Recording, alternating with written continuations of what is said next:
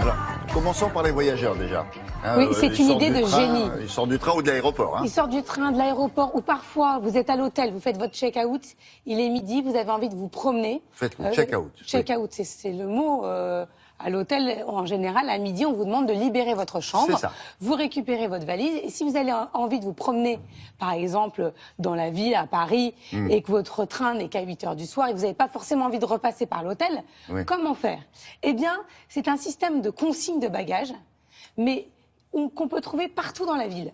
Pourquoi? Parce que c'est un partenariat qui a été créé avec des commerçants, qui peuvent être des commerçants d'alimentation générale, tout type de commerçants. Et ça va vous faire comme des points relais. Vous allez pouvoir laisser vos valises, le temps, 1 heure, 2 heures ou plus si vous avez besoin, le temps de vous promener. Des valises ou alors vous avez des paquets encombrants. Ou un gros colis, voilà. Vous les posez là, exactement. vous les récupérez un peu plus tard.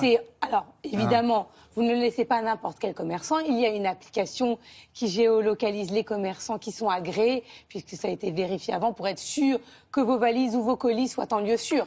Pourquoi le commerçant il fait ça? Parce qu'il espère que le visiteur regardera un peu son colis. Exactement, c'est le même système que lorsque vous commandez un colis sur Internet et vous le faites livrer dans un point relais près de chez vous. On espère toujours déjà, il va toucher une petite somme, un petit dédommagement, mais en plus, on espère que la personne va pouvoir craquer sur l'un des produits que l'on vend dans son magasin. Ça s'appelle Olibag et je suis allée rencontrer sa fondatrice.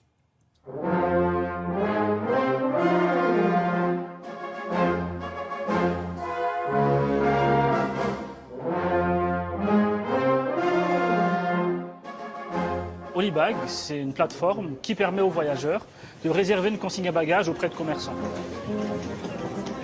Le fonctionnement est très simple. Donc le voyageur télécharge l'application ou va sur le site. À partir de là, on lui indique la consigne la plus proche, donc le commerçant, et il pourra réserver dans le commerçant de son choix.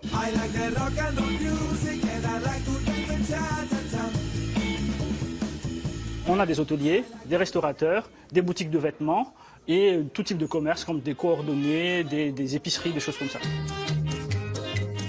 Le service s'adresse principalement aux voyageurs. Après, notre cible également s'oriente petit à petit vers tout ce qui est locaux, donc les motards par exemple, les gens qui font leur shopping, et également tout ce qui est location pour les clés, mais également pour leurs bagages eux-mêmes. J'ai réservé une consigne à bagages. Donc, je vais vous la laisser. En termes de tarification, donc nous allons de 4 € pour 4 heures jusqu'à 60 € pour 5 jours par bagage.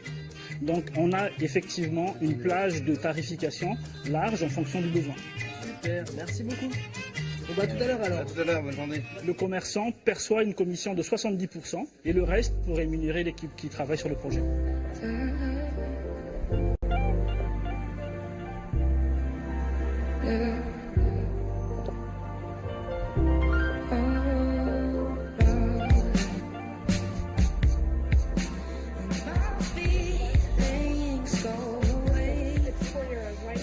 La sécurité, c'est quelque chose de très important. La première chose qu'on fait, c'est qu'on identifie la personne qui dépose le bagage via sa carte bancaire quand il réserve. La deuxième chose, c'est l'ouverture du bagage sur le point de vente à la demande du commerçant.